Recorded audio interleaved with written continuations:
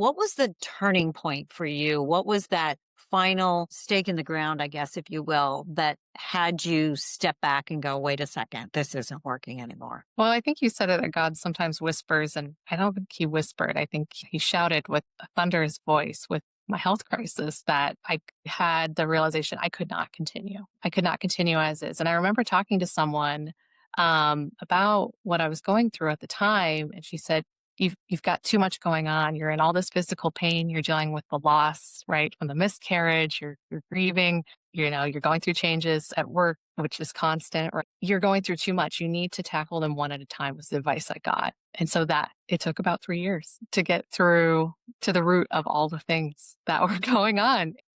Uh, you know, I think that was the biggest wake up call. I had to really, really, really scrutinize what I was prioritizing for myself. And it's hard. It's hard to look inside, but I had help along the way. I worked with you for part of that journey. I have my faith, my husband, friends, trusted colleagues, and Forbes ran this article that said self-care is a leadership skill. It is a necessity. We talked about that from the get-go. This was a couple of years ago when we first started working. And I know it was hard for you. You have to take care of yourself first. It sounds so counterintuitive, but how many of us are flying on the airplane all the time and they say, put your oxygen mask on first? And I think that if we can change our perspective that self-care is not just mani-pedis, it's not just a facial, it is filling yourself up first thing in the morning. You've got to take care of your own self first